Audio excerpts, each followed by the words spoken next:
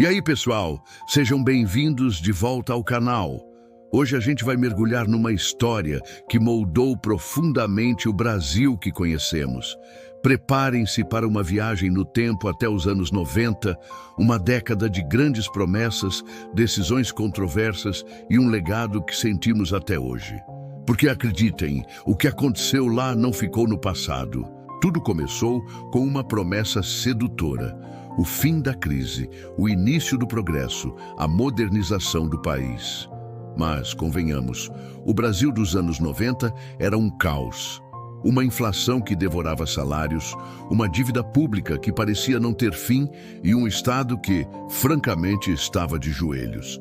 O governo da época, diante de um cenário desolador, acenou com uma solução mágica: a era das privatizações. O discurso era polido, quase um canto de sereia. Vamos vender empresas estatais para atrair investimentos, gerar empregos e reduzir o peso do Estado. Parecia a resposta para todos os nossos problemas, não é mesmo? Mas, se olharmos com mais atenção, o que se vendia não era apenas patrimônio, era algo muito maior, algo que tocava no futuro de uma nação. Pensem bem.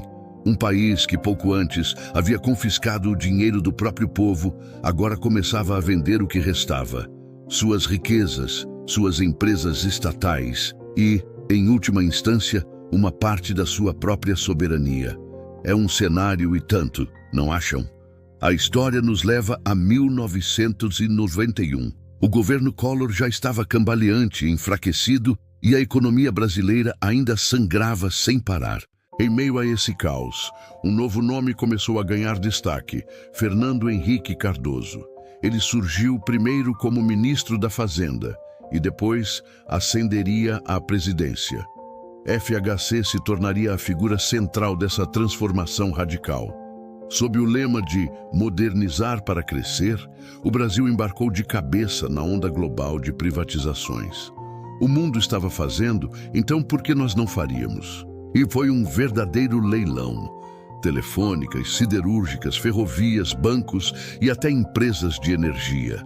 Praticamente tudo foi para a prateleira e vendido em um ritmo frenético.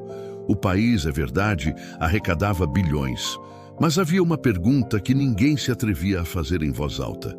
Afinal, a quem tudo isso realmente servia? A promessa era clara: eficiência. Mas a realidade escondia algo muito maior por trás das cortinas: o nascimento de um novo poder financeiro, que aos poucos se tornava invisível e cada vez mais concentrado. Nos bastidores, as negociações eram conduzidas longe dos olhos do público, entre as elites políticas e os grandes grupos, muitos deles estrangeiros. Os leilões, que na teoria deveriam ser abertos e transparentes para todos, na prática, tinham seus donos antes mesmo de começarem. E aqui vem uma parte curiosa. O BNDES, o nosso Banco Nacional de Desenvolvimento Econômico e Social, se tornou o principal financiador das próprias vendas. O governo vendia com uma mão e financiava a compra com a outra. Isso significa que, muitas vezes, empresas brasileiras eram compradas com dinheiro público e o povo, mais uma vez, assistia sem entender bem o que estava acontecendo. O discurso oficial era de reduzir o Estado, mas o que se criava era um novo tipo de dependência. O Brasil corporativo começava a tomar forma, controlado por poucos e protegido por muitos. E as consequências? A promessa de progresso que tanto nos foi vendida, muitas vezes virou frustração. O desemprego, que deveria diminuir, aumentou. O preço de serviços básicos, que deveriam ficar mais acessíveis com a eficiência, disparou. E a desigualdade, essa só cresceu. O Brasil, que deveria se libertar do peso estatal, acabou se tornando refém de monopólios privados. O lucro, aquele que prometia impulsionar o país, deixou o Brasil indo parar em outras contas em outros lugares. Mas a conta, essa sim ficou aqui, para nós pagarmos. E o povo? Aquele mesmo povo que já havia perdido seu dinheiro no confisco de 1990, agora via o país vender o que restava de seu patrimônio, pedaço por pedaço. Era como assistir um corpo em coma, sendo vendido aos poucos, enquanto o governo, otimista, comemorava avanços nas estatísticas. A modernização tinha um preço, e ele foi pago com o futuro. Hoje, décadas depois, os efeitos daquelas decisões ainda estão vivos e pulsantes em nosso dia a dia.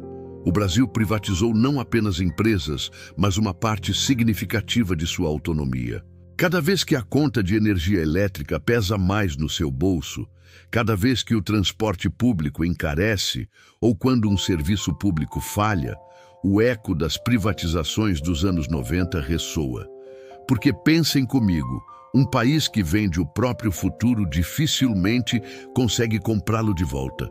E no fim, a história parece se repetir, não é mesmo? O poder muda de mãos, o povo paga a conta e o dinheiro continua mandando. Essa é a verdadeira e complexa herança das privatizações brasileiras.